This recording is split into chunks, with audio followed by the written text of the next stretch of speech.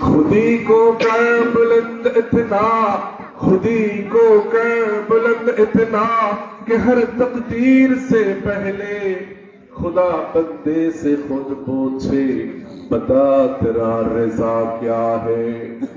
नहीं तेरा नशीमंद, नहीं तेरा नशीमंद कसर सुल्तानी के गंबोद पर, तू शाही है बसेरा कर पहाड़ों की चट्टानों पर।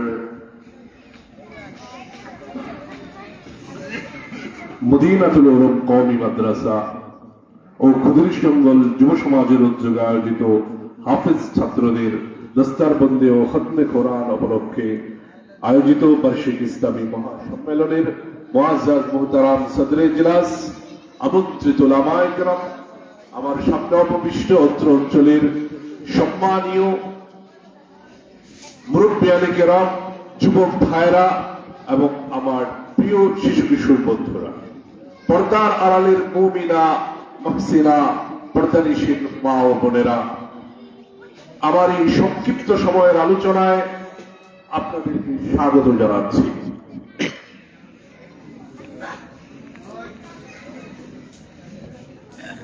আমরা আজকে যখন এই জায়গায় অবস্থান করছি,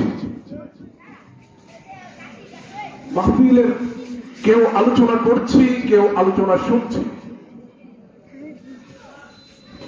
ঠিক এমন সময় পৃথিবীর অসংখ্য জনপদে শুধুমাত্র মুসলমান হওয়ার কারণে, মুসলমানি নাম হওয়ার কারণে, কোরআনে বিশ্বাস করার কারণে, আল্লাহকে এক মানার কারণে, নবী করিম সাল্লাল্লাহু আলাইহি ওয়াসাল্লামকে রাসূল মানার কারণে অসংখ্য মানুষ নির্যাতিত হচ্ছে, বাড়িঘর ছেড়ে উদ্বাস্ত হয়ে জীবন যাপন করছে। ঠিক তেমনই সময়ে আমরা আমাদের এই জায়গা বসে নিরাপদে কিছু সময়ের জন্য দ্বীনি কথাবার্তা শুনছি। আল্লাহ রাব্বুল আলামিন আমাদের তৌফিক দান করেছেন। সবাই বলি আলহামদুলিল্লাহ হামদান কাসীরান তাইয়িবান মুবারাকান ফীহি। আমরা আমাদের মাহফিলগুলোতে, আমাদের মসজিদগুলোতে, আমাদের খানকাগুলোতে, আমাদের আলোচনায় সব সময় আমরা তারহিবের কথা শুনি, ভয়ের কথা শুনি, সতর্কতার কথা শুনি। আমাদেরকে জাহান্নামের ভয়ের কথা বলা হয়, কবরের আযাবের ভয়ের কথা বলা হয়, আমাদের হালাল হারাম সংক্রান্ত, হালাল খাওয়া এবং হারাম থেকে বেঁচে থাকার জন্য আমাদেরকে সতর্ক করা হয়, পরকালীন ভয়ের জন্য আমাদেরকে সতর্ক করা হয়, জাহান্নামের আগুনের জন্য আমাদেরকে সতর্ক করা হয়, কখনো কখনো আমাদেরকে জান্নাতের সুসংবাদ দেওয়া হয়। আপনাদের জন্য আজকে আমার আলোচ্য বিষয় যে আমরা যারা মানুষ হিসেবে পৃথিবীতে এসেছি, মুসলমান হিসেবে পৃথিবীতে জন্ম নিয়েছি, আমাদের মুসলমান হওয়ার কারণে আল্লাহ রাব্বুল আলামিন আমাদেরকে কিছু সুসংবাদ দিয়েছেন, আমাদের জন্য কিছু সহজ পথ এবং পন্থা বলে দিয়েছেন, আমাদের জন্য কিছু সুখের কথা, সুখের সুসংবাদ দিয়েছেন। আমি সেই সমস্ত সুসংবাদ থেকে অল্প কিছু সুসংবাদ দিয়ে আপনাদের সামনে কথা বলতে চাই। আপনি যারা দোকানে, বাড়িতে এবং বিভিন্ন জায়গায় বসে আছি, আমি আমার মুরব্বিয়ানে কেরাম, যুবক ভাইরা, যারা যেখানে এখানে সেখানে বসে আছি, দোকানে বসে আছি, তাদেরকে বিনীত অনুরোধ জ্ঞাপন করব যে আমাদের অধিবেশন শুরু হয়েছে, এটা মন্তব্য করে আছে, অল্প কিছুক্ষণের মধ্যেই প্রধান আলোচক সহ আমাদের যারা বাকি আছেন তারাও চলে আসবেন, তারা আলোচনা করবেন। তারপর আগের মোনাজাত এবং মোনাজাতের মাধ্যমে এই অনুষ্ঠান শেষ হবে। ততক্ষণ পর্যন্ত আপনারা মসজিদে চলে আসুন, এই বরকতময় শামিয়ানার নিচে চলে আসুন। এটা প্রতিদিন হবে না, প্রতিদিন আপনার জন্য এমন বরকতময় শামিয়ানা আপনাকে দেওয়া হবে না। এই জন্য আপনাদেরকে আমরা বিনীত আমন্ত্রণ জানাচ্ছি, আপনারা দ্রুত মাহফিল স্থলে চলে আসুন।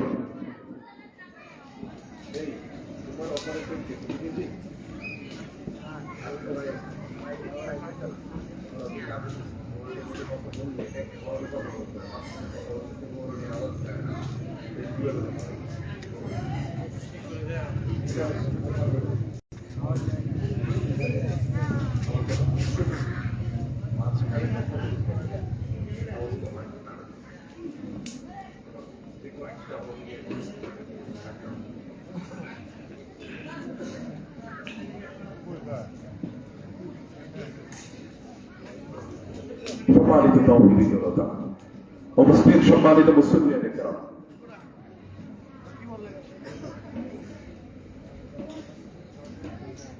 আমরা কিছু সুসংবাদ এবং মানুষের জন্য কিছু সহজ পথ এবং পন্থা নিয়ে কথা বলার জন্য আমি আপনাদের সাথে কথা বলেছিলাম। আল্লাহ রাব্বুল আলামিন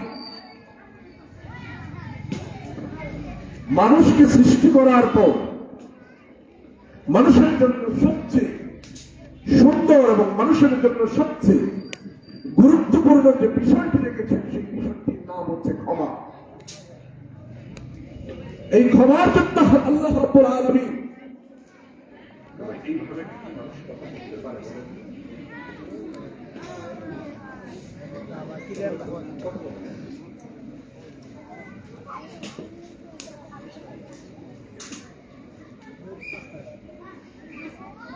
মানুষের জন্য সবচেয়ে সুন্দর যেই জিনিস দুটো রেখেছেন, একটা নাম হচ্ছে তাওবা আর একটা নাম হচ্ছে ক্ষমা। বান্দা যদি আল্লাহর কাছে তাওবা করে, আল্লাহ বলছে তাওয়াবুর রহিম, আমি তওবা কবুল করি এবং আমি দয়া করি, আমি মানুষকে ক্ষমা করি। মানুষ শব্দটা ইনসান থেকে এসেছে। ইনসান শব্দের অর্থ হচ্ছে যারা ভুলে যায়। এই জন্য মানুষ ভুল করে, আর আল্লাহ রাব্বুল আলামিন বলেছেন বান্দা তুমি ভুল করবা কিন্তু আমার কাছে ক্ষমা চাইবা, তাওবা করবা, যখন তাওবা করবা আমি তোমাকে ক্ষমা করব।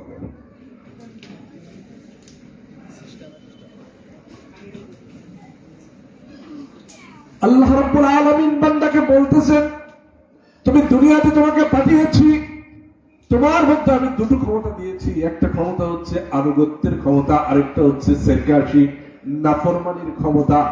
একটা হচ্ছে মানার ক্ষমতা, আরেকটা হচ্ছে না মানার ক্ষমতা। আমি তোমাকে ওই দুই ক্ষমতা দিয়ে তোমার ইচ্ছাকে স্বাধীন করে দিয়েছি। তোমাকে বলে দিয়েছি যে তুমি যদি আমার কথা মানো, তুমি যদি তোমার প্রবৃত্তির কথা না মানো, তুমি যদি আমি যেইভাবে তোমাকে দুনিয়াতে চলতে বলেছি সেইভাবে চলো, তুমি যদি দুনিয়ার মধ্যে আমার অনুসরণ করো, আমার রাসূল তোমাকে যেইভাবে চলতে বলেছেন সেইভাবে চলো, আমার কোরআন এবং রাসূলের সুন্নাহ যেইভাবে তোমাকে চলতে বলে সেইভাবে যদি চলো, তাহলে তুমি তোমাকে যে মানার ক্ষমতা দিয়েছি এই ক্ষমতা বৃদ্ধি পেতে থাকবে। আর যদি ওই পথ না অনুসরণ করো, তুমি যদি তোমার মন যা চায়, তুমি যেইভাবে চলতে চাও, তোমার চাওয়া মতো চলতে চাও, তোমার যা মন চায় তা করতে চাও, তাহলে ধীরে ধীরে তোমার মধ্যে নাফরমানির গুণ প্রবল হতে থাকবে। যখন তোমার মধ্যে নাফরমানির গুণ প্রবল হতে থাকবে তখন তোমার গুনাহ বাড়তে থাকবে। আর এই গুনাহ বাড়িয়ে বাড়িয়ে তুমি যখন দুনিয়া থেকে বিদায় হলে কুল্লুন ইলাইনা রাজিউন, আমার কাছে ফিরে আসবে, তখন তুমি আমার আদালতে দাঁড়াবে, তুমি আমাকে হিসাব দেবে। আর দুনিয়াতে তুমি নাফরমানি করার কারণে, গুনাহ করার কারণে মন্দ পথে চলতে চলতে তুমি সেই দিন আমার সামনে কালকে আমাদের ময়দানে জবাব দিতে পারবে না বান্দা। যখন আমার সামনে জবাব দিতে পারবে না, তখন তোমার জন্য আমি জাহান্নামের ব্যবস্থা করে রেখে দিয়েছি। আর দুনিয়ার মধ্যে যখন তোমার আনুগত্যের, দুনিয়ার মধ্যে যখন তোমার মানার মাত্রা, মানার গুণ বেড়ে যাবে, তুমি যখন আমার কথার উপর আনুগত্য করতে থাকবে, তুমি যখন বেশি বেশি মানতে থাকবে, মানার গুণ যখন তোমার মধ্যে প্রবল হয়ে উঠবে, আর মানতে মানতে যখন তুমি দুনিয়া থেকে বিদায় হয়ে আমার দেওয়া পথ এবং রাসূলের দেওয়া তরিকা অনুসরণ করে তুমি আমার কাছে আসবে, আমার আদালতের সামনে দাঁড়াবে। আর আমার আদালতের দাঁড়িয়ে আমি যখন তোমার মানার গুণে খুশি হয়ে যাব, তখন তোমাকে মাফ করে দেব, আর তুমি চলে যাবে জান্নাতে।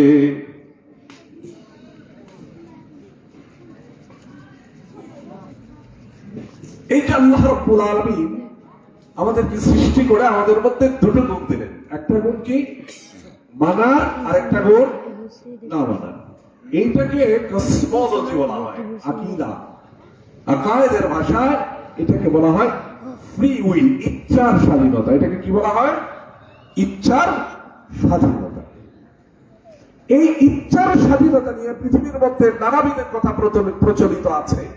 এর মধ্যে আমাদের এই অঞ্চলে জনপ্রিয় একটা কথা আছে, যারা নামাজ রোজার ধার ধারে না, নামাজ পড়ে না, আলেম ওলামাদের সান্নিধ্যে যায় না, মসজিদ মাদ্রাসার দিকে তারা তাকিয়ে দেখে না, এরকম একটা দল আছে। আমি এই মুহূর্তে নাম বলতে চাচ্ছি না, সময় সুযোগ হলে পরে বলবো। তাদের কাছে যখন আপনি দ্বীনের দাওয়াত নিয়ে যাবেন, নামাজের দাওয়াত নিয়ে যাবেন, তখন তারা বলে যে হুজুর, চাচা, দাদা, আমার জন্য দোয়া করেন, আল্লাহ যদি কবুল করে তাহলে আমি নামাজ পড়ব। ওনারা আমাদেরকে এই কথা বলতে চায় যে আল্লাহ যদি চায় তাহলে আমি নামাজ পড়বো, আর আল্লাহ না চাইলে আমি নামাজ কেমনে পড়বো? আল্লাহ তৌফিক দিলে নামাজ পড়বে। এই প্রসঙ্গে আপনাদের সামনে একটা ছোট্ট ঘটনা সিরাত থেকে আপনাদের সামনে স্মরণ করে দিতে চাই। রাসূলুল্লাহ সাল্লাল্লাহু আলাইহি ওয়াসাল্লাম পৃথিবীতে আগমনের আগে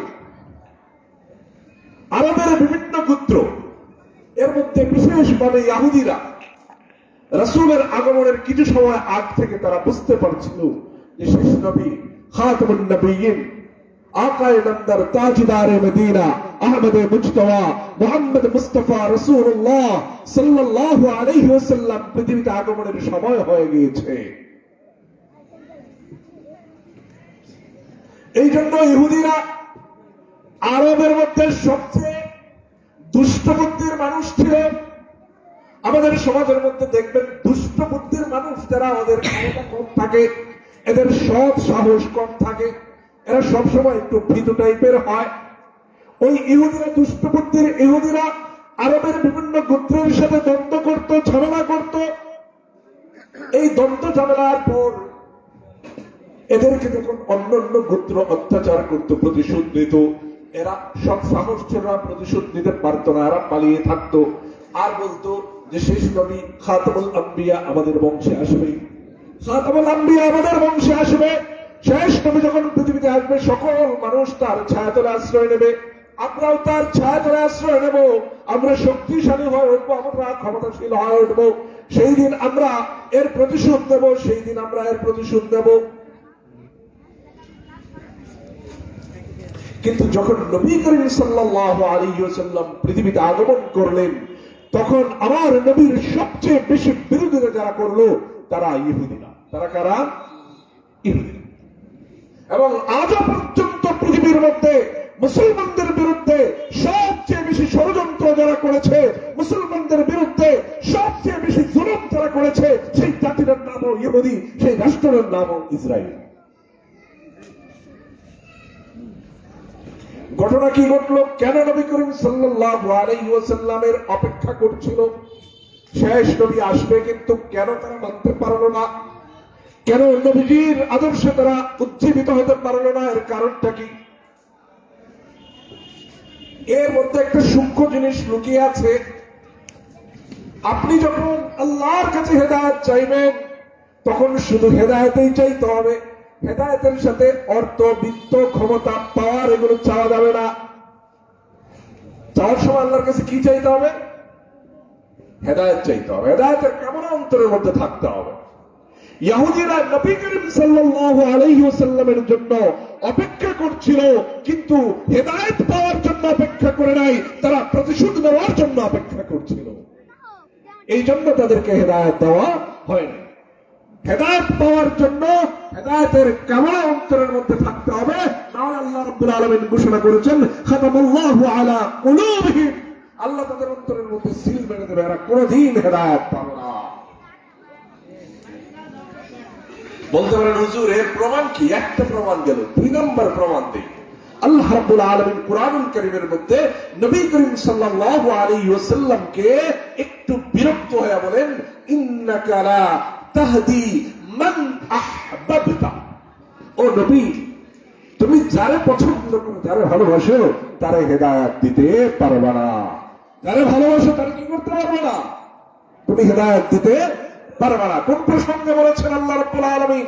প্রসঙ্গটা হচ্ছে নবী করিম সাল্লাল্লাহু আলাইহি ওয়াসাল্লাম যখন আবু জাহল, উতবা, শায়বা, আবু লাহাব এদের কাছে বারবার ইসলামের দাওয়াত নিয়ে যেতেন, আর এরা নবী করিম সাল্লাল্লাহু আলাইহি ওয়াসাল্লামকে ছোট করে অপমান করে ফিরিয়ে দিত, ইসলাম গ্রহণ করতো না। তখন আল্লাহ রাব্বুল আলামিন আমার নবীকে বলেন, ও নবী, তুমি যাকে চাও তাকে হিদায়াত দিতে পারবে না, হিদায়াত আমার কাছে, আমি হিদায়াত দেব, তোমার কাজ হচ্ছে পৌঁছে দেওয়া। Abu Jahl, Abu Lahab, Utba, Shaiba এরা কি জানতো না যে আমার নবী শেষ নবী?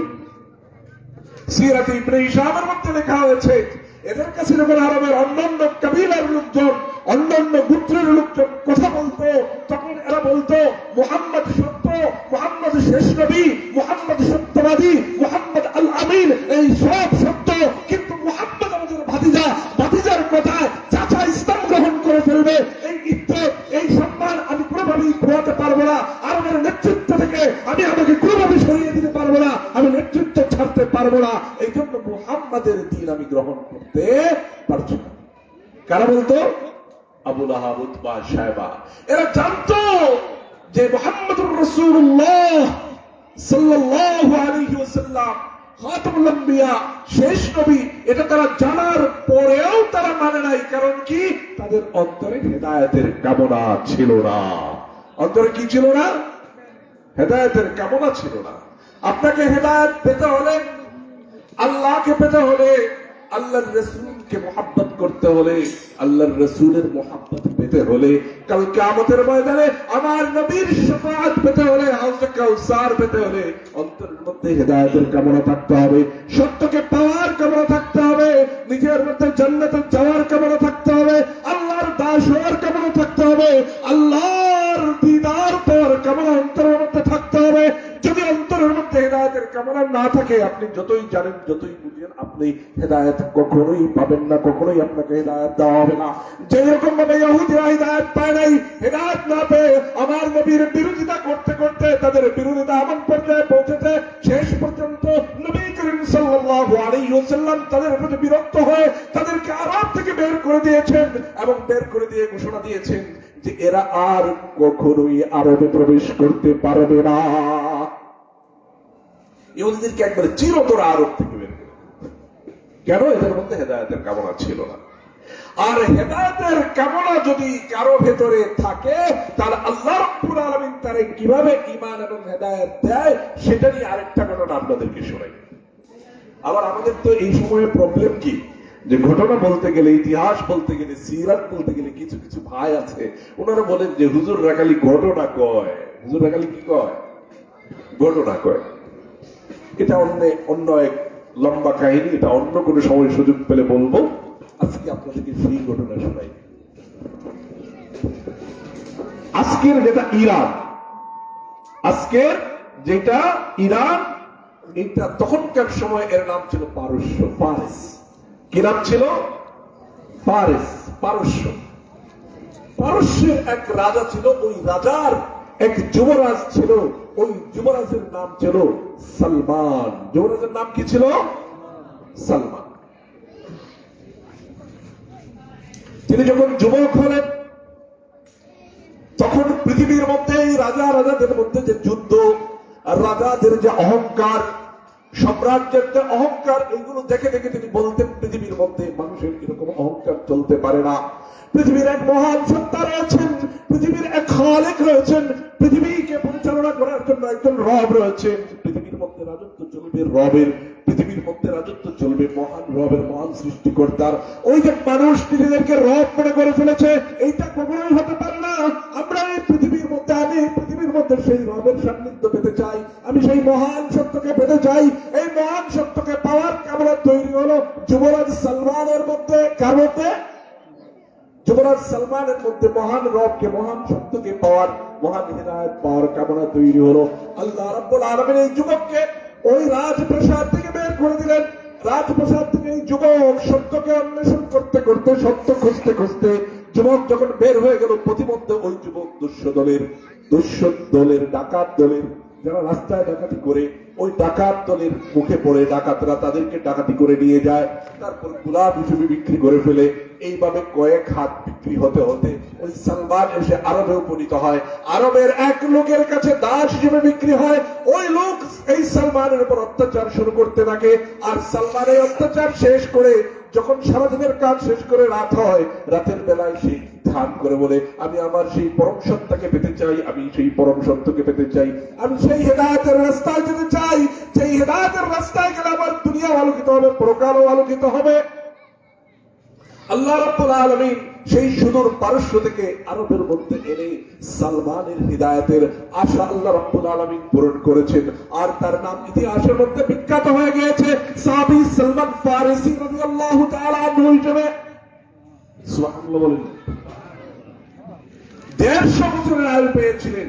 হেদায়েতের কামনা তার মধ্যে এত তীব্র ছিল যে আল্লাহ রাব্বুল আলামিন তাকে 150 বছরের আয়ু দিয়া মুহাম্মদুর রাসূলুল্লাহ সাল্লাল্লাহু আলাইহি ওয়াসাল্লামের সান্নিধ্যে এনে তাকে সাহাবী বানিয়েছেন আর ঘোষণা দিয়েছেন রাদিয়াল্লাহু আনহু ওয়া রাদু আনহু। তার উপর আল্লাহ রাজি হয়েছেন আর তিনি আল্লাহর উপর রাজি হয়ে গেছেন। এজন্য ভাই, আল্লাহকে যদি পেতে হয়, হক যদি পেতে হয়, সত্য যদি পেতে হয়, তাহলে অন্তরের মধ্যে কি লাগবে? হেদায়েতের কামনা লাগবে। হেদায়েত পাওয়ার কি লাগবে?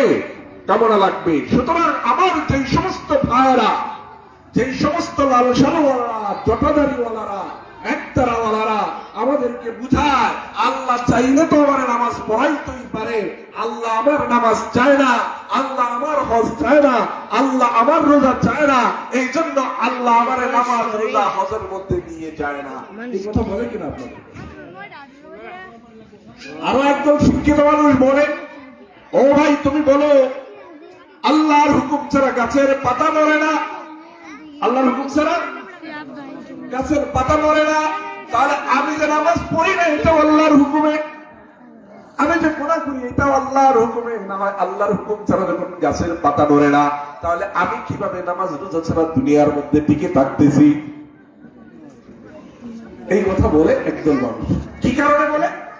আল্লাহ রাব্বুল আলামিন আমাদেরকে পাঠায়, আমাদের মধ্যে দুইটা প্রবৃত্তি দিয়েছেন, সুপ্রবৃত্তি আর কুপ্রবৃত্তি। সুপ্রবৃত্তির কাজ হচ্ছে কি? এ মানতে পারে, আনুগত্য করতে পারে। আর কুপ্রবৃত্তির কাজ হচ্ছে সে মানতেও পারে না, আমলও করতে পারে না, আরো নাফরমানি করে। আরো কি করে? নাফরমানি করে। নাফরমানির পাশাপাশি আবার বলে এটা নামাজ যদি কি হইব, আল্লাহ চাইলে তো আমরা নামাজ পড়াই তো। এই জায়গা আমাদের রামায়িকের একটা জবাব দেন। এই জবাবটা আপনাদেরকে আজকে আমি বলবো, আপনারা মনে রাখার চেষ্টা করবেন। আল্লাহ রাব্বুল আলামিন মানুষ সৃষ্টি করে পৃথিবীর মধ্যে একমাত্র মানুষকে দুইটা জিনিস দিয়েছেন যা আর পৃথিবীর কোন সৃষ্টিকে দেয়নি। কয়টা জিনিস? দুইটা জিনিস মানুষকে দিয়েছে। একটা হচ্ছে কথা বলার ক্ষমতা। একটা কি? মানুষ কথা বলতে পারে। আর একটা হচ্ছে মানুষ চিন্তা করতে পারে। মানুষ কি করতে পারে? আল্লাহ রাব্বুল আলামিন পৃথিবীর মধ্যে হাজার হাজার মাখলুকাত সৃষ্টি করার পর শুধুমাত্র মানুষকে দুটো স্পেশাল জিনিস দিয়েছেন। একটা হচ্ছে মানুষ চিন্তা করতে পারে, আর একটা হচ্ছে মানুষ কথা বলতে পারে। মানুষ একজন আরেকজনের সাথে ভাব বিনিময় করতে পারে। মানুষ চিন্তা করে তার বিবেক দিয়ে ভালো মন্দ বিবেচনা করতে পারে, বাছাই করতে পারে। আর পৃথিবীর মধ্যে যত গাছপালা, বৃক্ষ, তরু, লতা, প্রাণী যা কিছু সৃষ্টি করেছেন সব কিছুকে আল্লাহ রাব্বুল আলামিন জড় বস্তু হিসেবে সৃষ্টি করেছেন। এরা ভাবতে পারে না, এরা চিন্তা করতে পারে না, এরা পরস্পরে এরা ভাব বিনিময় করতে পারে না, এরা লিখতে পারে না, এদের কোনো ভাষা নাই। এরা নিজস্ব একটা ভাষায় কথা বলে, নিজস্ব একটা ভাষায় আওয়াজ করে। এটা আওয়াজ, কিন্তু এটা কোনো ভাষা না। এই জন্য আল্লাহ রাব্বুল আলামিন মানুষকে আজ থেকে 1400 বছর আগে মানুষ কি করবে কি করবে না, মানুষের জন্য কোন কাজটা করতে হবে কোন কাজটা করতে পারবে না, এটা মানুষের বিবেক দিয়া, মানুষের বুদ্ধি দিয়া, মানুষের চিন্তা দেওয়ার পর আল্লাহ রাব্বুল আলামিন মানুষকে আজ থেকে 1400 বছর আগে কোরআন এবং সুন্নাহ, কোরআন এবং হাদিস দিয়া 1400 বছর আগে মানুষকে দিয়ে দিয়েছে। যতদিন পর্যন্ত পৃথিবীতে মানুষ বসবাস করবে, কিয়ামতের আগ পর্যন্ত মানুষ ওই যে নির্দেশনা দেওয়া হয়েছে ওই নির্দেশনা অনুযায়ী বুঝে শুনে কথা বলে, কথা শুনে, বিবেক খাটিয়ে চিন্তা করে ওই নির্দেশনা অনুযায়ী মানুষ চলবে। এটা চমৎকার একটা উদাহরণ দিতে পারি আমরা। কম্পিউটারে যখন আমরা কোনো অ্যাপ্লিকেশন, কোনো সফটওয়্যার ইনস্টল করি, কম্পিউটারে যখন আমরা কোনো একটা অ্যাপ এবং কোনো একটা সফটওয়্যার ব্যবহার করি, এটা একবার ইনস্টল করার পর ডিলিট না করা পর্যন্ত এটা কাজ করতে থাকে। ঠিক তেমনই ভাবে মানুষ যেহেতু একবার সুপার নিউমেরিক কম্পিউটার, পৃথিবীর মধ্যে যত কম্পিউটার আজ পর্যন্ত জন্ম নিয়েছে সবগুলো কম্পিউটারকে একসাথে করলে সেই কম্পিউটারের যতটুকু মেমোরি আছে, যতটুকু ক্ষমতা আছে, মানুষের ব্রেইনের তার চেয়ে আরো বেশি ক্ষমতা আছে। সুবহানাল্লাহ, আল্লাহু আকবার। শুনে শুনে বলেন না সুবহানাল্লাহ। আপনারা কি আমার কথা বুঝতেছেন? আলহামদুলিল্লাহ। তাহলে কম্পিউটার দিয়ে আমরা বুঝতে পারি যে আমার মগজের মধ্যে আল্লাহ রাব্বুল আলামিন একটা সফটওয়্যার ইনস্টল করে দিয়েছেন, যেই সফটওয়্যারটা কোনটা ভালো কোনটা মন্দ এটা আমাকে জানায় দেয়। কোনটা শয়তানের কাজ কোনটা আল্লাহর কাজ, এই ব্রেইন আমাকে সিগন্যাল দেয়। এই ব্রেইনের সিগন্যাল দিয়ে আমি সারা জীবন চলবো। কিন্তু গাছের পাতা, পশু পাখি, তরু লতা, এদের ব্রেইন নাই, সুতরাং এদের জন্য সরাসরি কোন সফটওয়্যার আল্লাহ রাব্বুল আলামিন দেয় নাই। এই জন্য প্রত্যেকবার আল্লাহ রাব্বুল আলামিনের হুকুমে তাদের নড়তে হয়, চলতে হয়। কিন্তু মানুষকে একবার হুকুম দিয়ে দেওয়া হয়েছে, মানুষ এখন শুধুমাত্র ওই হুকুমের অনুসরণ করবে, আর তার মধ্যে যে ভালোটা আছে সেই ভালোটা গ্রহণ করবে, মন্দটা বর্জন করবে। এই জন্য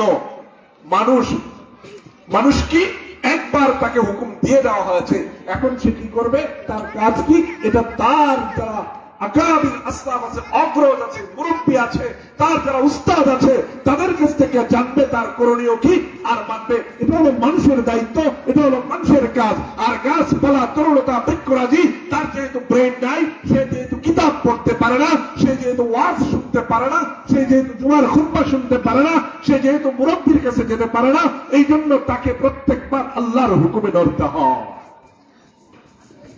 এখন বুঝতে পারছেন গাছের পাতা কেন আল্লাহর হুকুম ছাড়া নড়ে না, আর কেন আপনাকে আমাকে আল্লাহর হুকুম একবার দিয়ে দেওয়া হয়েছে, যতদিন পৃথিবীতে আমি বাঁচবো এই হুকুম অনুযায়ী আমাকে নড়তে হবে, এই হুকুম অনুযায়ী আমাকে কাজ করতে হবে।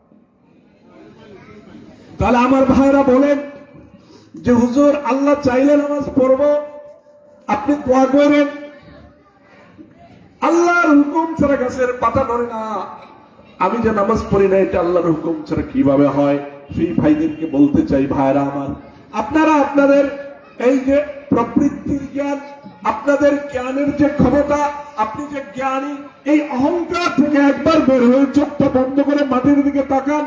মাটির দিকে তাকিয়ে আপনার চোখের সামনে দিয়ে লাশ হয়ে যাওয়া, আপনার চোখের সামনে দিয়ে খাটিয়ায় শুয়ে শুয়ে যাওয়া পৃথিবীর বড় বড় ক্ষমতাশীল, পৃথিবীর বড় বড় জ্ঞানী, পৃথিবীর বড় বড় প্রধানমন্ত্রী, প্রেসিডেন্ট যেই রকম ভাবে সব হয়ে লাশ হয়ে চলে গেছে, ওই লাশদের কথা একবার চোখটা বন্ধ করে চিন্তা করুন। পৃথিবীর ক্ষমতাশীল, সম্পদওয়ালা মানুষ, জ্ঞানী মানুষের লাশ হয়ে যাওয়াটা একবার চোখ বন্ধ করে চিন্তা করুন। চিন্তা করার পর দেখুন, আপনি যখন পৃথিবী থেকে চলে যাবেন, আর যখন আপনি কবরে চলে যাবেন, আর কবরের মধ্যে যখন মুনকার নাকির আপনার কাছে সওয়াল করতে আসবে, সেই দিন কি আপনার জ্ঞান কোনো কাজে আসবে কি আসবে না? একবার নিজেকে চিন্তা করেন। চিন্তা করার পর তারপর এইটা ভাবেন যে আপনাকে আজ থেকে 1400 বছর পূর্বে কুরআনুল কারীম এবং নবীজির সুন্নাহ দিয়া, নবীজির হাদিস দিয়া যুগের পর যুগ আপনাকে জানায়া দেওয়া হয়েছে, আপনাকে হুকুম করা হয়েছে যে আপনি আল্লাহ যা বলেছেন, আল্লাহ যা হালাল বলেছেন সেটাকে হালাল মনে করবা, যেটাকে হারাম মনে করেছেন সেটাকে হারাম মনে করবা। আল্লাহ রাব্বুল আলামিন তোমাকে যে হুকুম দিয়েছেন সেই হুকুম অনুযায়ী চলবা। আল্লাহ রাব্বুল আলামিন যা ফরজ করেছেন সেইটা ফরজ অনুযায়ী সেটাকে আমল করবা। আল্লাহ রাব্বুল আলামিন যে হুকুম দিয়েছেন সেই হুকুম অনুযায়ী চলবা। আর আল্লাহ রাব্বুল আলামিন যা নিষেধ করেছেন তা থেকে বেঁচে থাকবা। এখন আপনার সিদ্ধান্ত, আপনি কি জড়বস্তুর মতো চিন্তা করবেন যে প্রতিদিন আল্লাহ আপনার জন্য কোরআন নাযিল করবে? কোরআনকে আল্লাহ প্রতিদিন নাযিল করবে না, একবার নাযিল করে দিয়েছে। কোরআন একবার 23 বছরে নাযিল করে দিয়া আল্লাহ রাব্বুল আলামিন কোরআনের মধ্যে ঘোষণা করে দিয়েছেন, আল-ইয়াওমা আকমালতু লাকুম দীনাকুম ওয়া আতমামতু আলাইকুম নি'মাতি ওয়া রাদিতু লাকুমুল ইসলাম দীনা। আল্লাহ বলছেন আমি দিনকে পরিপূর্ণ করে দিয়েছি। মুজিজাতুল কোরআনে মুস্তামিররাতুন ইলা ইয়াউমিল কিয়ামা, কিয়ামত পর্যন্ত এই কোরআন আমাদেরকে আশ্চর্যান্বিত করতে থাকবে, এই কোরআন আমাদেরকে হুকুম দিতে থাকবে, এই কোরআন অনুযায়ী কিয়ামত পর্যন্ত আমাদের জিন্দেগি চলতে থাকবে। এই হুকুম আল্লাহ একবার দিয়ে দিয়েছেন আমাদেরকে, একবার সফটওয়্যার আমাদেরকে রান করে দিয়েছেন, এই সফটওয়্যার অনুযায়ী আমাদের জীবন পরিচালনা করতে হবে। এই জন্য ভাইরা আমার, যারা মনে করেন আল্লাহ আপনারা মসজিদে আনে না, আল্লাহ আপনারা নামাজ পড়ায় না, আপনি ভুলের মধ্যে আছেন, গুনার মধ্যে আছেন, নাফরমানির মধ্যে আছেন, এখান থেকে বের হয়ে আসেন। তাহলে আল্লাহ রাব্বুল আলামিন আমাদেরকে সৃষ্টি করার পর আমাদের মধ্যে কয়টা জিনিস দিয়েছেন? দুইটা জিনিস। একটা হচ্ছে নাফরমানি করার ক্ষমতা, আরেকটা হচ্ছে নাফরমানি থেকে বেঁচে থেকে আল্লাহর হুকুম মানার ক্ষমতা। কয়টা ক্ষমতা দিয়েছেন আমাদেরকে? দুইটা ক্ষমতা দিয়েছেন। আমি বলছিলাম আপনাদের সামনে কিছু আশার কথা বলবো আমরা আজকে। তো এতক্ষণ পর্যন্ত এই আশার কথা বলার ভূমিকা বললাম। এবার আসেন, আল্লাহ রাব্বুল আলামিন বান্দাকে বলতেছেন, তুমি যদি তোমার প্রবৃত্তি অনুযায়ী না চলো, তুমি যদি তোমার মনচাহি জিন্দগি যাপন না করো, তোমার মন যেইভাবে চায় সেইভাবে না চলো, তুমি যদি আমার পথ অনুযায়ী আমাকে ভালোবাসো, আমাকে ভয় করো এবং পরকালে আমার কাছে তুমি মুক্তি চাও, আমার দিদার চাও, জান্নাত চাও, নবীজির শাফাআত চাও, হাউজে কাউসার পান করতে চাও, তাহলে তোমার জন্য আমি সুসংবাদ দিচ্ছি যে উদউনি আস্তাজিব লাকুম, আমার ডাক দিলেই আমি তোমার জবাব দেবো, সাড়া দেব। আমার যখন তুমি ডাক দিবা আমি কি করব? তোমার ডাকে সাড়া দেব। এরপর আবার আল্লাহ রাব্বুল আলামিন বলতেছেন উদউনি আস্তাজিব লাকুম বলে বলতেছেন লা তাকনাতু মির রাহমাতিল্লাহ, ও বান্দা তুমি তো আমার দাস, তুমি যদি মনে করো তুমি আমার গোলাম, তাহলে তুমি আমার রহম থেকে নিরাশ হও না। আমার রহম তোমার জন্য আছে, আমি তোমার উপর রহম করব, আমি তোমার উপর রহম নাজিল করব, রহমের সাকিনা নাজিল করব। তুমি ধৈর্য ধরো, অপেক্ষা করো। ওয়াস্তাইনু বিস-সাবরি ওয়াস-সালাহ, আমার কাছে তুমি সাহায্য চাও সবর এবং নামাজের মাধ্যমে। আল্লাহ রাব্বুল আলামিন কয়টা কথা বললেন? তুমি আমার ডাক দাও, আমি তোমার ডাকে কি করব? সাড়া দেব। তুমি আমার রহম থেকে নিরাশ হও না, তুমি আমার কাছে সাহায্য চাও সালাত এবং সবরের মাধ্যমে, নামাজ এবং ধৈর্যের মাধ্যমে তুমি আমার কাছে সাহায্য চাও। এটা আল্লাহ রাব্বুল আলামিন বললেন। আজকে আপনাদের কাছে যদি আমি প্রশ্ন করি, গত এক বছরে আপনার জীবনে যত জটিলতা এসেছে, আপনার জীবনে যত বিপদ এসেছে, অভাব এসেছে, সংকট এসেছে, সমস্যা এসেছে, এই সমস্যাগুলো সমাধান করার জন্য আপনি কয়বার সালাতুল হাজত পড়েছেন? কয়বার আপনার সমস্যার সমাধানের জন্য আল্লাহর সান্নিধ্যে এসেছেন? কয়বার শেষ রাতে যায় নামাজের মধ্যে সিজদায় আল্লাহর দরবারে কেঁদেছেন? কয়বার কোরআনুল কারীম তেলাওয়াত করতে করতে আল্লাহর কাছে চেয়েছেন, আল্লাহ আমি বিপদে পড়েছি, আমাকে সহযোগিতা করেন?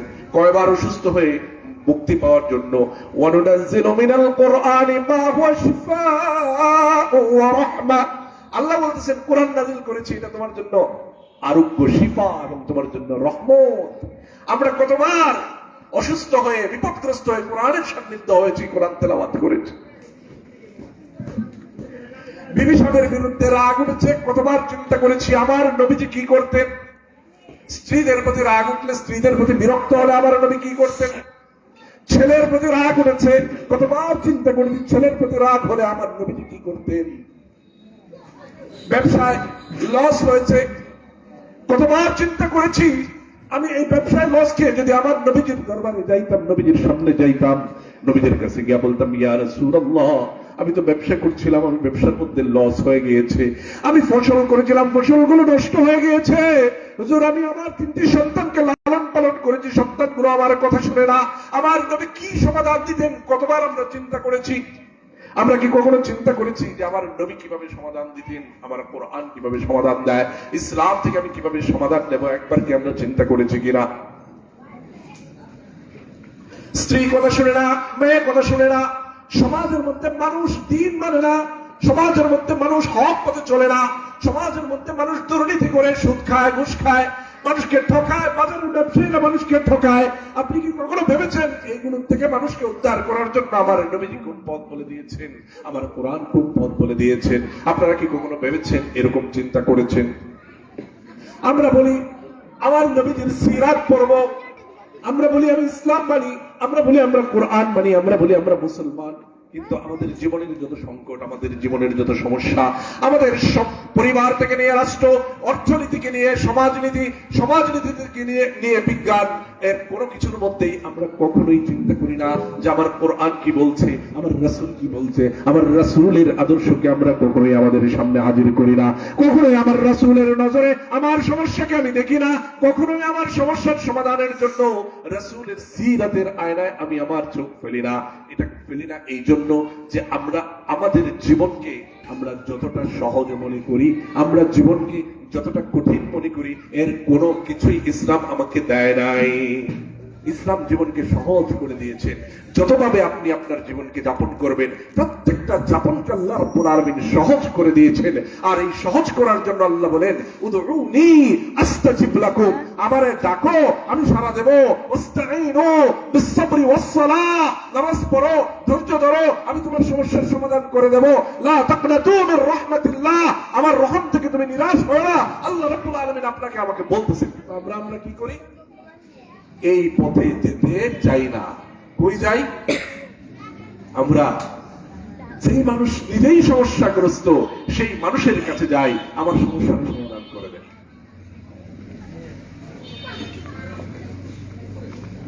বড় মায়ের কাছে যাই, নেতার কাছে যাই, চাচার কাছে যাই, মামার কাছে যাই, কিন্তু কখনোই আমরা কোরআনের কাছে, সিরাতের কাছে, নবীজির আদর্শের কাছে যাই।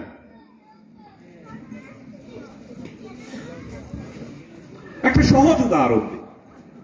আমরা আমাদের ঘর সংসারের মধ্যে তালাক দিয়ে দিই। রাগ উঠলে কি করি?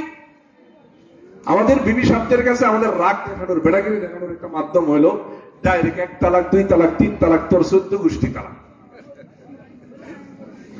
এটা বলার 10 মিনিটের মধ্যে রাগটা পানি হয়ে যায়, আর পাগলের মতো দৌড়াইতে থাকে, হায় হায় এইখানে এখন কিভাবে জায়েজ করা যায়। 10 মিনিট যায়। আমার রাসূল সাল্লাল্লাহু আলাইহি ওয়াসাল্লাম আমাদেরকে টুটকা দিয়েছেন, নুসখা দিয়েছেন।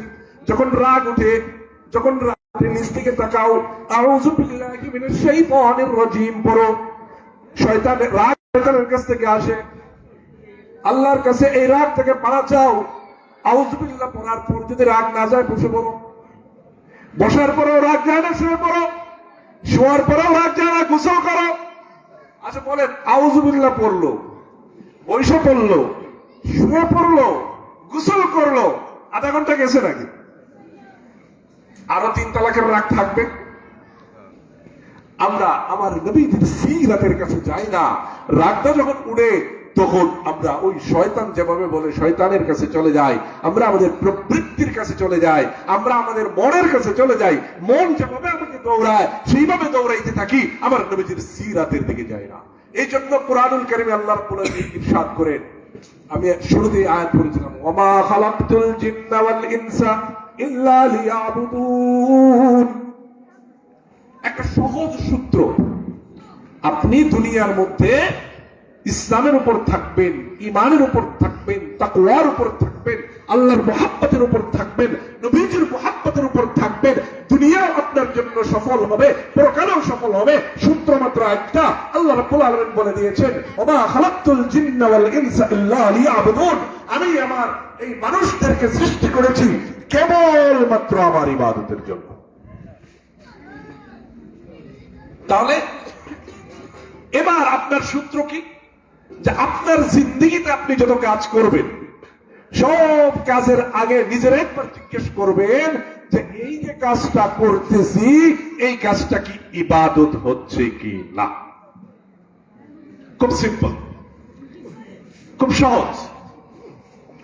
যত কাজ করবেন, যত চিন্তা করবেন, যত ইনিশিয়েটিভ নেবেন, যত ভূমিকা নেবেন, যত জায়গায় যাবেন, যত জায়গায় কথা বলবেন, যত ব্যবসা করবেন, যত বাণিজ্য করবেন, যত চাকরি করবেন, যত জায়গা থেকে উপার্জন করবেন, যত জায়গা থেকে টাকা নেবেন, যত জায়গায় হাত দেবেন, হাত দেওয়ার আগে, হাসি দেওয়ার আগে, কান্নার আগে নিজেকে প্রশ্ন করবেন, এই কান্নাটা কি ইবাদত হচ্ছে কিনা, এই হাসিটা ইবাদত হচ্ছে কিনা, এই উপার্জনটা ইবাদত হচ্ছে কিনা, এই ব্যবসাটা ইবাদত হচ্ছে কিনা, এই কথা বলাটা ইবাদত হচ্ছে কিনা, ওই মানুষটাকে ধমক দেওয়া ইবাদত হচ্ছে কিনা। নিজেকে প্রশ্ন করার পর যদি মনে হয় না এটা তো ইবাদত হচ্ছে না, এইটা থেকে যদি বেঁচে থাকতে পারেন, তাহলে আপনার দুনিয়াও সফল, পরকালও সফল। ওয়ামা খালাকতুল জিন্না ওয়াল ইনসা ইল্লা লিয়াবুদুন। আপনি দুনিয়ার মধ্যে আল্লাহর ইবাদত ছাড়া কিচ্ছু করতে পারবেন না। যা করবেন সব ইবাদত হতে হবে। ইবাদতে মাকসুদা, ইবাদতে গায়রে মাকসুদা। ইবাদত দুই প্রকার, ইবাদতে মাকসুদা, ইবাদতে গায়রে মাকসুদা। ইবাদতে মাকসুদা কি? যেই সমস্ত ইবাদত কুরআন সুন্নাহ অনুযায়ী ফরজ, ওয়াজিব, মুস্তাহাব, যেগুলো নির্দিষ্ট টাইম টেবিল আছে, নির্দিষ্ট পদ্ধতি আছে, এগুলি হচ্ছে ইবাদতে মাকসুদা। আর যেই ইবাদতগুলোর কোনো নির্দিষ্ট প্যাটার্ন নাই, রাসূল সাল্লাল্লাহু আলাইহি ওয়াসাল্লাম ইরশাদ করেন, তাবাসসুমুকা লিআখিকা সাদাকা, কুল্লু মা'রুফিন সাদাকা। আপনি আপনার মুমিন ভাইকে দেখে মুস্কি হাসি দিয়ে যদি তাকে সম্ভাষণ জানান, তাকে যদি আমন্ত্রণ জানান, ভাই কেমন আছো, এই মুস্কি হাসিটা আল্লাহ রাব্বুল আলামিন আপনার নামে সাদাকা হিসেবে লিখে ফেলবেন।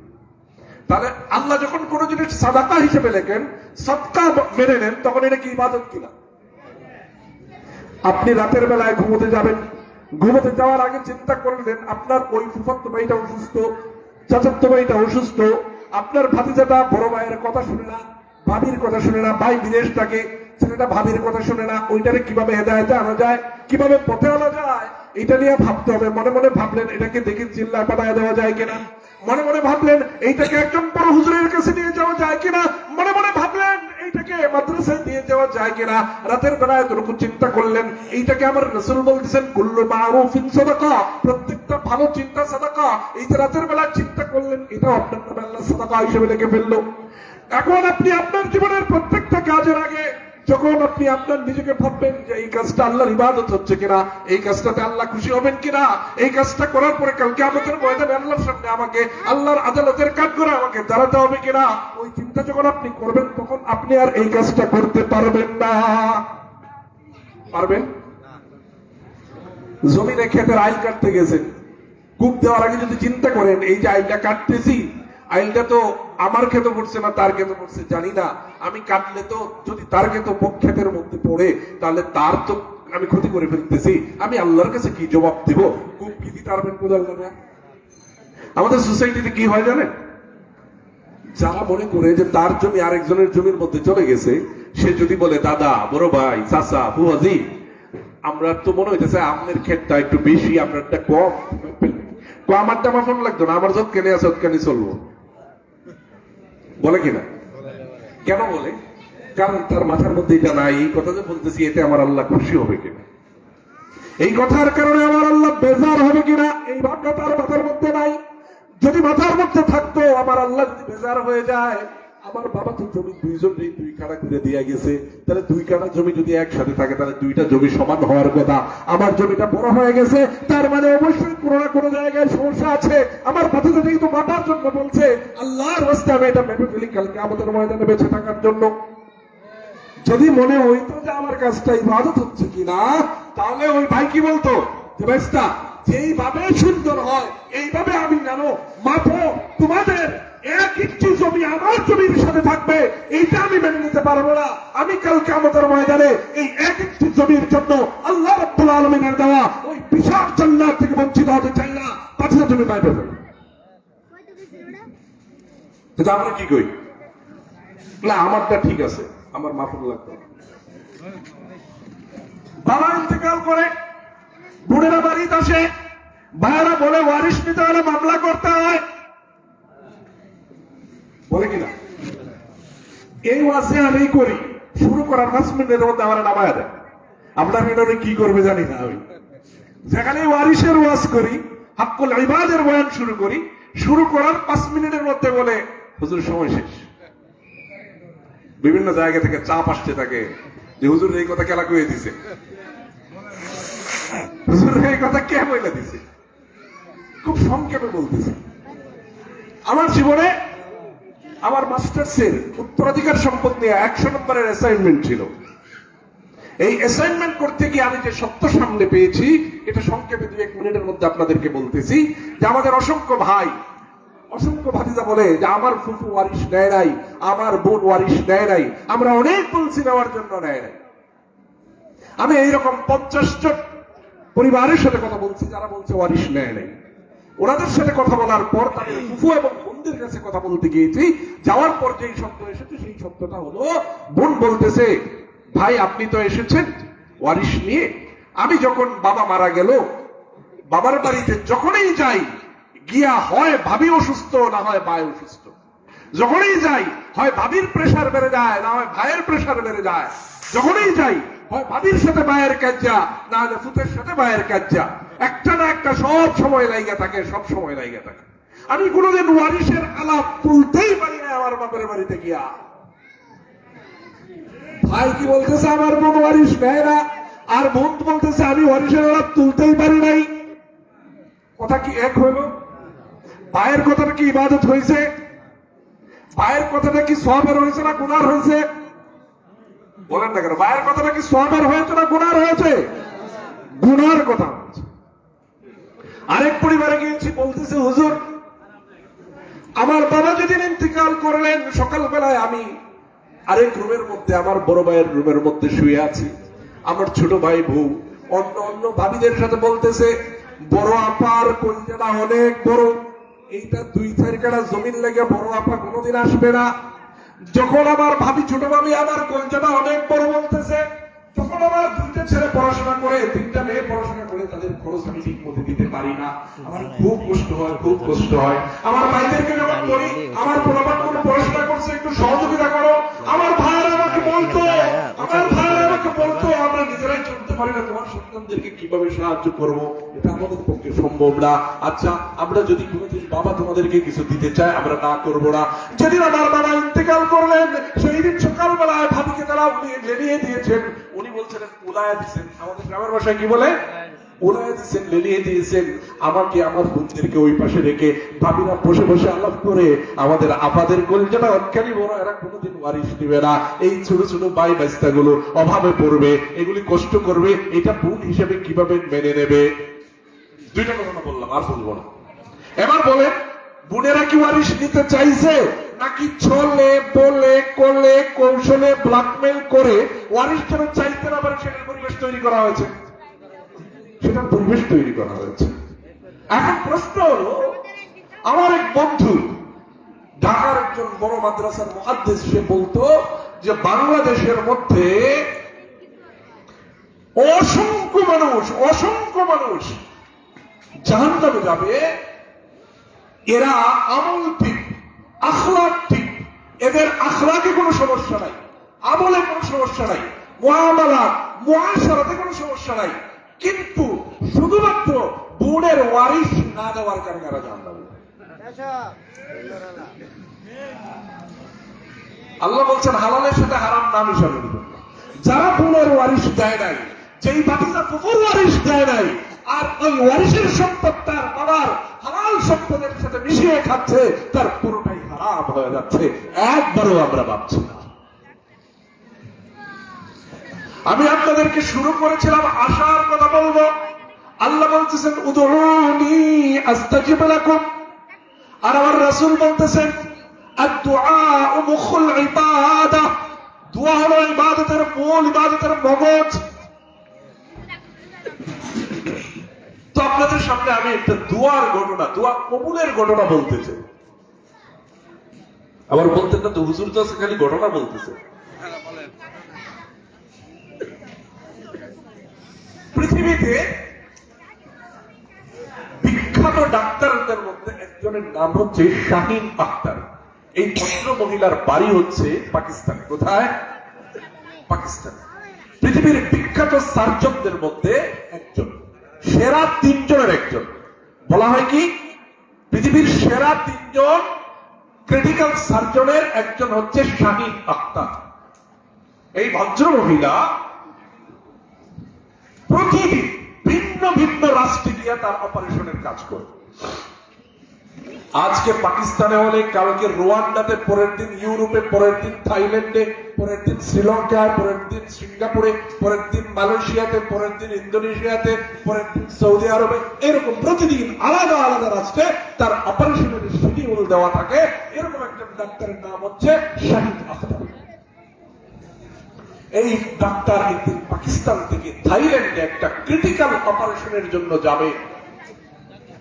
এই জন্য যেন দ্রুত যেতে পারেন, এই জন্য পাকিস্তানের একটা ডাইরেক্ট ফ্লাইট বুকিং করে ওই ফ্লাইটে উঠেছে।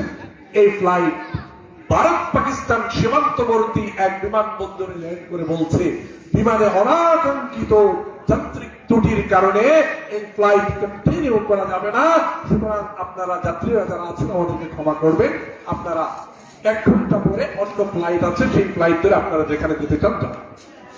কিন্তু শাহিন আখতারের হাতে 1 ঘন্টা সময় নাই। তিনি আশপাশে বিমানবন্দরের কথা বলে জানতে পারলেন এই বিমানবন্দর থেকে 100 কিলোমিটার দূরে আরেকটা বিমানবন্দর আছে ভারতের। সেই বিমানবন্দর থেকে যদি প্রয়োজন হয় চার্টার ফ্লাইট নিয়ে তিনি থাইল্যান্ডে গিয়ে সেই অপারেশন করতে পারবেন। এই জন্য বিমানবন্দর থেকে একটা গাড়ি নিয়ে তিনি রওনা করলেন ওই বিমানবন্দরের উদ্দেশ্যে।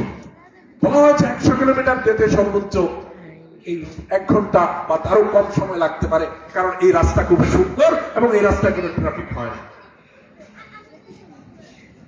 গাড়ি চালাচ্ছেন ডক্টর শাহিন আখতার, গাড়ি এগিয়ে যাচ্ছে। সময় 40 মিনিট, 50 মিনিট, 60 মিনিট, 100 মিনিট, এইভাবে 3.5 ঘন্টা চলে গেছে। তিনি হঠাৎ করে দেখেন যে সামনের রাস্তা ব্লক, সামনে শুধু পাহাড় আর কোনো রাস্তা নাই।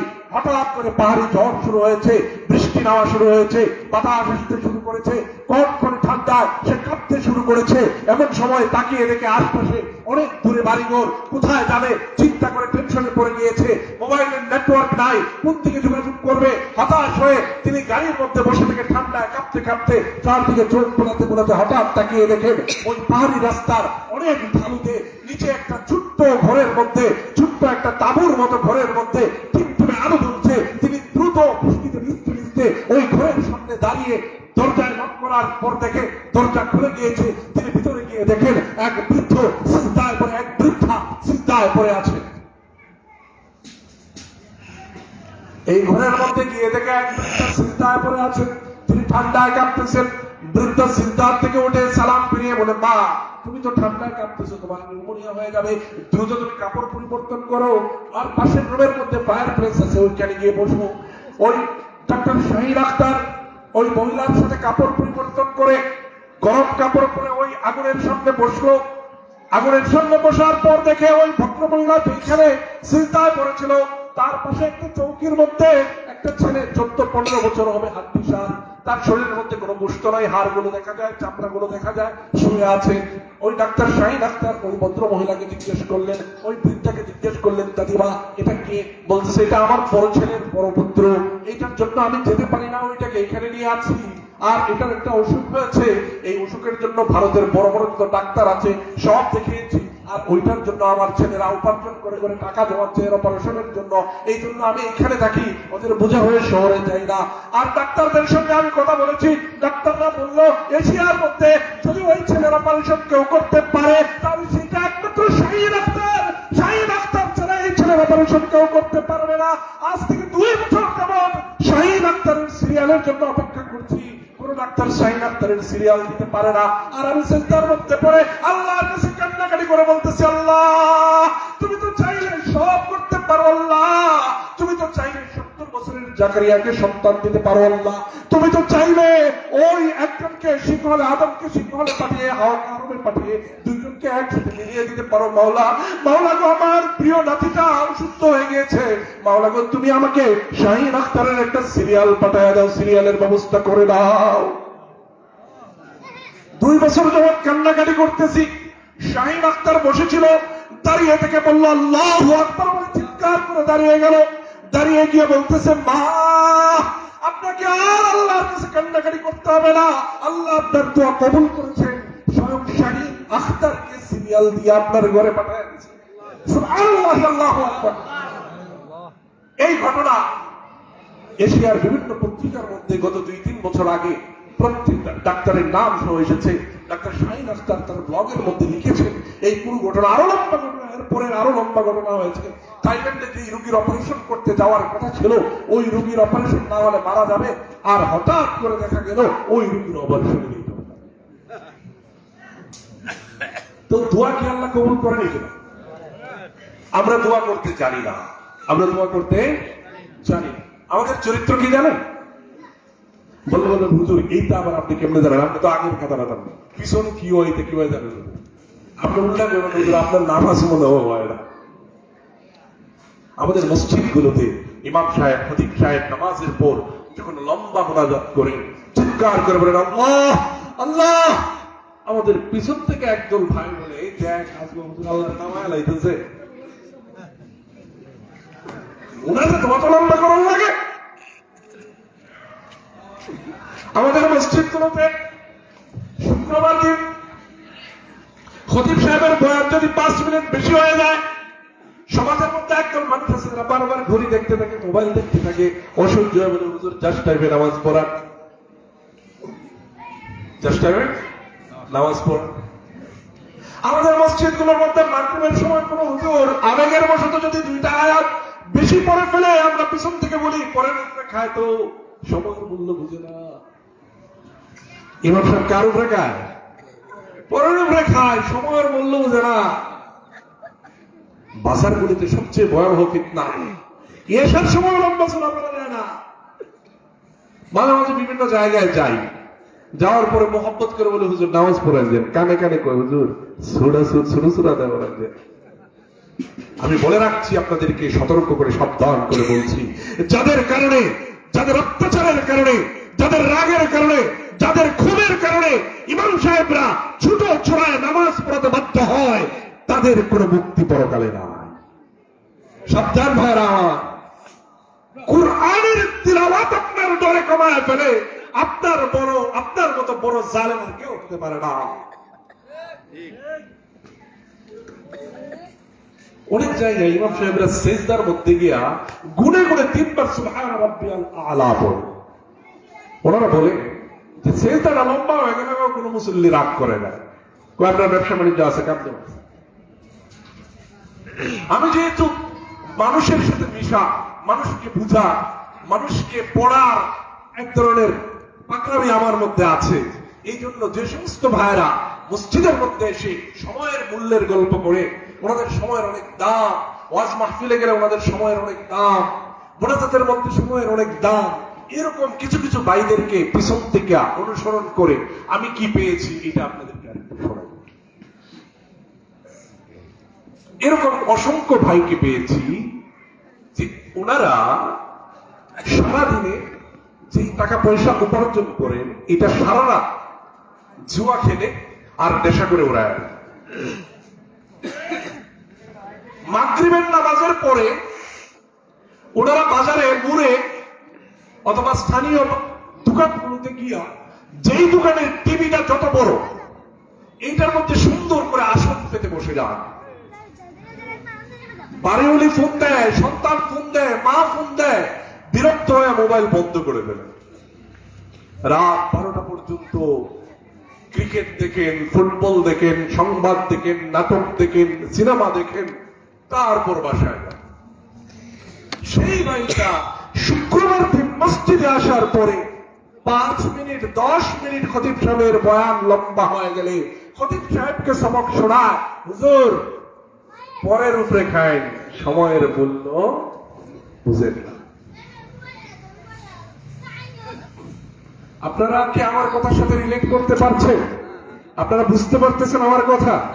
এই জন্য ভাইয়েরা আমার, মসজিদের মধ্যে যাওয়ার পরে যাদের তাড়াহুড়া হয়ে যায়, মসজিদ থেকে দ্রুত বের হতে মন চায়, যাদের মনে চায় তাড়াতাড়ি মোনাজাত শেষ হয়ে যাক, সেই ভাইদের কাছে আমি অনুরোধ করব, ও ভাইয়েরা আমার তোমাদের দুটো পায়ে ধরে, ও বাবারা আমার আপনাদের দুটো পায়ে ধরে, ও দাদারা আমার আপনাদের দুটো পায়ে ধরে বলতেছি, মসজিদের মধ্যে সময় বাড়ান, মোনাজাতের মধ্যে সময় বাড়ান, চোখের পানি বাড়ান, চোখ দিয়ে পানি বের করেন আল্লাহর ভয়ে, বলা হয়ে থাকে, যেই মানুষটা আল্লাহর ভয়ে চোখ দিয়ে পানি ফেলে, যেই মানুষটা আল্লাহর ভয়ে চোখ দিয়ে 1 ফোঁটা পানি ফেলে, 1 ফোঁটা পানি ফেলবে 1 ফোঁটা চোখে আল্লাহর ভয়ে, ওই 1 ফোঁটা পানিকে আল্লাহ রাব্বুল আলামিন হাজার হাজার কোটি কোটি গুণ বাড়ায় দিয়া ওই পানি দিয়া জাহান্নামের আগুন নিভায়া দেবে আর জান্নাতকে সুশোভিত করে দেবে, জান্নাতকে সাজিয়ে তুলবে। ও ভাইরা আমার, চোখ দিয়ে পানি পালানোর চেষ্টা করেন। চোখের পানি এত দামি, আল্লাহর কাছে এত দামি, এত দামি, এত দামি। আপনার যখন চোখ দিয়ে পানি ফেলতে থাকেন তখন সাথে সাথে আপনার কল্প থেকে গুণাগুলো চোখের পানিতে বের হয়ে চলে যায়। আরবের বিখ্যাত একজন স্কলার শায়খ আরবি বলতেছেন যে আল্লাহ রাব্বুল আলামিন বলেছেন যে জাহান্নামের ইন্ধন হবে পাথর। জাহান্নামের ইন্ধন কি হবে? পাথর। জাহান্নামে জ্বালাবে, জাহান্নামের লাকড়ি কি হবে? পাথর। আপনারা বুঝছেন কথাটা? জাহান্নামের লাকড়ি কি হবে? পাথর। শায়খ আরবি বলতেছেন এই পাথরটা আমাদের পাহাড়ি কোনো পাথর না, এই পাথরটা আমাদের পাহাড়ি নদীতে পাওয়া যাওয়া, আমরা যে বিল্ডিং করি, কনস্ট্রাকশন করি, অথবা নিচ থেকে কঠিন শিলা উত্তোলন করি, খনিজ শিলা, খনিজ পাথর, এইরকম পাথর না। তাহলে এই পাথরটা কি? এই পাথরটা হলো মানুষের সেই কল্প, যেই কল্পটা নাফরমানি করতে করতে, গুনাহ করতে করতে, আল্লাহর ভয় থেকে দূরে থাকতে থাকতে যেই কল্পটা পাথর হয়ে গিয়েছে, সেই কল্পটা, সেই কল্পের আমার পাথর দিয়ে জাহান্নামের আগুন দেওয়া। এই জন্য এই কল্পকে, এই হৃদয়কে নরম করুন। এটাকে বেশি বেশি মুনাজাতের মধ্যে আপনি আল্লাহর দরবারে মোনাজাত করেন।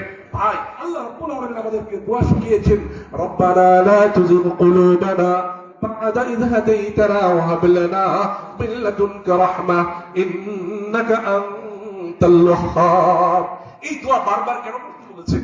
কারণ শেষ জামানায় ফিতনা এত তীব্র হবে, এত তীব্র হবে, এই জন্য হাদিসে এটাকে ফিতান বলা হয়েছে। কি বলা হয়েছে? ফিতান। ফিতনার বহুবচন ফিতান। এমন বলা হয়, তাফসীরকারগণ বলছেন যে তাসবিহ দানা ছিঁড়ে গেলে তাসবিহ দানাগুলো যেরকম এক দানা থুপ করে পড়ে যায়, ঠিক এইরকম তাসবিহ দানার দানাগুলোর পতনের মতো করে শেষ জামানায় ফিতনা নামতে থাকবে। এরকম ফিতনার সময়ে আপনাকে বাঁচার জন্য, ঈমান বাঁচিয়ে রাখার জন্য আপনাকে আল্লাহ রাব্বুল আলামিন দোয়া শিখিয়েছেন, রব্বানা লা তুযিগ কুলুবানা বা'দা ইয হাদাইতানা। ও আল্লাহ, আপনি এভাবে দোয়া করবেন, হেদায়েতের পরে আমি যেন পথ না হারাই, হেদায়েতের পরে আমি যেন পথ না হারাই। আল্লাহ দোয়া করতে বলছেন, আল্লাহ দোয়া শিখিয়েছেন, রাসূল সাল্লাল্লাহু আলাইহি ওয়াসাল্লাম দোয়া শিখিয়েছেন, আল্লাহুম্মা ইন্নী আসআলুকা ইলমান নাফিআ ওয়া রিজকান তাইয়্যিবা ওয়া আমালান মুতাকাব্বালা। যেন সকাল সন্ধ্যা আমরা এই দোয়া পড়ি, আল্লাহুম্মা ইন্নী আসআলুকা ইলমান নাফিআ। হে আল্লাহ, আপনার কাছে আমি উপকারী ইলম চাই। কি চাই? উপকারী ইলম চাই। আমরা দোয়া পড়ি না, এই জন্য আমাদের সন্তানরা অনুপকারী ইলম শিখে। কি শিখে? গাঁজা কিভাবে খাইতে হবে, এই ইলম শিখে। আচ্ছা বলেন, গাঁজা খাওয়ার ইলম কি উপকারী না অনুপকারী?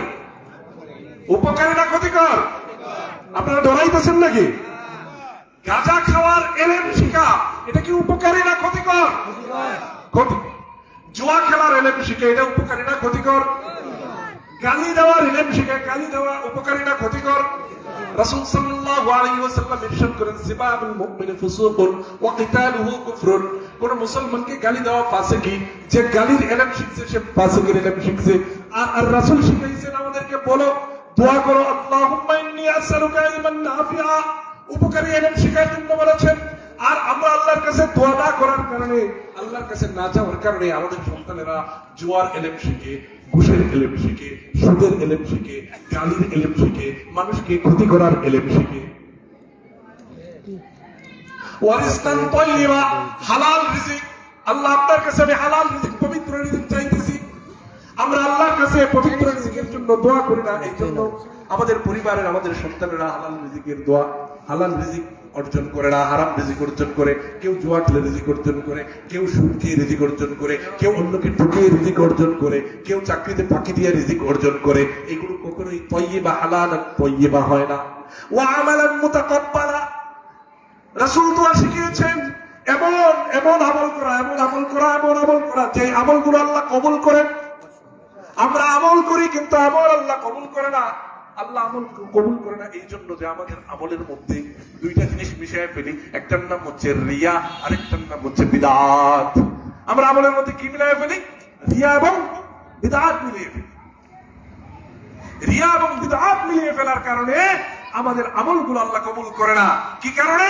আমরা দোয়া করতে জানি না। আমরা কি জানি না? দোয়া করতে জানি না। আমাদের হালত তো এমন হয়েছে, ছেলে ঘর থেকে বের হয়ে যাচ্ছে, মা এবং বাবাকে বলতেছে আম্মা আব্বা আমার জন্য দোয়া করো। মা বলতেছে আচ্ছা। ছেলে দোয়া চেয়েছে, এখন কি দোয়া করতে হবে এটা মা বাবা জানি না, আমরা বলতেছে আচ্ছা।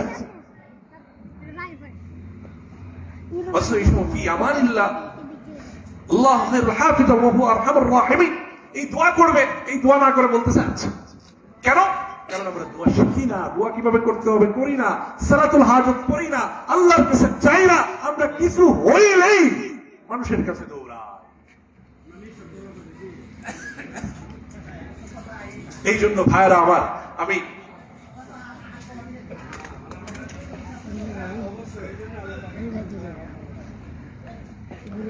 আমি লাস্টে আপনাদের কাছে আজকে একটা সূত্র বলেছিলাম, মনে আছে আপনাদের?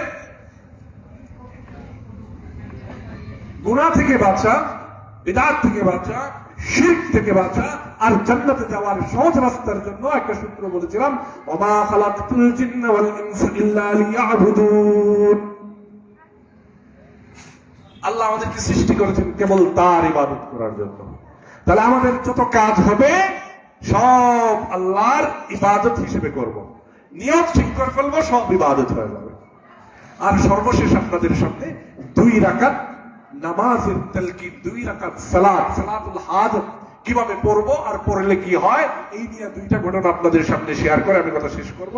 আজকের আমাদের আলোচনার প্রধান আলোচক হাফেজ মাওলানা বদরুজ্জামান, তরুণ আলেম, তরুণ ইসলামী সঙ্গীতের শিল্পী, তরুণ রাজনীতিক, তরুণ সংগঠক আমাদের মাঝে চলে এসেছেন। অল্প কিছুক্ষণের মধ্যেই মঞ্চে আসবেন।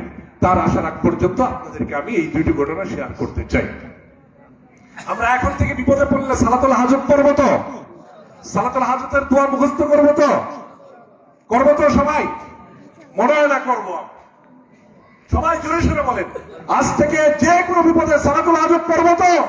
সবাই হাত তুলে দেখান ইনশাআল্লাহ। যে কোনো বিপদে কি পড়বো? জোরে সোরে বলেন, কি পড়বো? আল্লাহ কবুল করুন। প্রথম ঘটনাটা আফগানিস্তানের, দ্বিতীয় ঘটনাটা আমাদের বাংলাদেশে। আফগানিস্তানে যখন রাশিয়ার, সোভিয়েত ইউনিয়ন আফগানিস্তানে হানাদার হয়ে আসলো, তখন ওই সোভিয়েত ইউনিয়নের একটা ট্যাঙ্ক ঘাঁটির সামনে দিয়া 9 বছরের একটা শিশু হেফজখানায় পড়ে কোরআন নিয়ে বের হয়ে গেল। বের হয়ে রাস্তা হারিয়ে ওই ট্যাঙ্কের যে দুর্গ, এই দুর্গের সামনে চলে গেল। রাশিয়ান সেনাবাহিনী ওই বাচ্চাটাকে দেখে তাদের মধ্যে দুষ্ট বুদ্ধি, শয়তানি বুদ্ধি জেগে উঠলো। এই বাচ্চাটাকে নিয়ে হাসি তামাশা শুরু করে বলতেছে যে আমরা শুনছি তোমাদের কোরআনের মধ্যে নাকি একটা সূরা আছে, এই সূরা পড়লে নাকি ট্যাঙ্ক জ্বলে যায়, তুমি কি ট্যাঙ্ক জ্বালাইতে পারবা? 9 বছরের শিশু বাচ্চা, সে বলতেছে হ্যাঁ আছে কোরআনের মধ্যে, আমি জ্বালাতে পারবো। বলে তাহলে জ্বালিয়ে দেখাও। এই শিশু বাচ্চা সাথে সাথে বলে যে আমার 2 রাকাত নামাজ পড়তে হবে। ওটা 2 রাকাত নামাজ পড়লো। 2 রাকাত নামাজ পড়ে শেষ সিজদার মধ্যে গিয়া আল্লাহ রাব্বুল আলামিনের কাছে বলল, ও রব, এখানে আমার কোনো কারিশমা নাই, এখানে আমার কোনো কেরামতি নাই, এখানে তোমার কোরআন অপমান হওয়ার পথে। তুমি যদি তোমার কোরআন, তোমার এই দেশের মুসলমানদের ইজ্জত আবরু, এই দেশের মুসলমানদের লিগাসি বাঁচাতে চাও, উত্তরাধিকার বাঁচাতে চাও, তুমি যদি তোমার কোরআনের সম্মান বাঁচাতে চাও, তাহলে তোমার কোরআনকে, আজকে তোমার কোরআনের মুজিজা দেখাও। এই বলে ওই শিশুটা 2 রাকাত নামাজ পড়লো, সূরা ইয়াসিন পড়লো, একটু বালু হাতে নিল, বালু হাতে নিয়ে সূরা ইয়াসিন পড়ে বালুতে ফু দিয়া ওই ট্যাঙ্কগুলোর উপরে ছাড়িয়ে দিল। সুবহানাল্লাহি, আল্লাহু আকবার। বালুগুলো পড়তে দেরি হলো, 900 ট্যাঙ্ক জ্বলে পুরো ছাই হতে দেরি হলো না। আফগানিস্তানে আমি আল্লাহকে দেখেছি, এই বইয়ের মধ্যে এটা বিস্তারিত বলা আছে, আপনারা এখানে পড়ে নিতে পারেন। তো আজকে থেকে আমরা আমাদের সকল আপদে বিপদে, জীবনের প্রয়োজনে 2 রাকাত সালাতুল হাজত পড়তে পারবো তো? আল্লাহ রাব্বুল আলামিন আমাদের সবাইকে কবুল করুন। বান্দার কাছে যাওয়ার আগে আল্লাহর কাছে যাওয়ার তৌফিক দান করুন, বেশি বেশি দোয়া করার তৌফিক দান করুন, মসজিদে বেশি সময় কাটানোর তৌফিক দান করুন। আমিন। ওয়া আখিরু দাওয়ানা আলহামদুলিল্লাহি রাব্বিল আলামিন। আসসালামু আলাইকুম ওয়া রাহমাতুল্লাহি ওয়া বারাকাতুহু। खुद ही को कर बुलंद इतना कि हर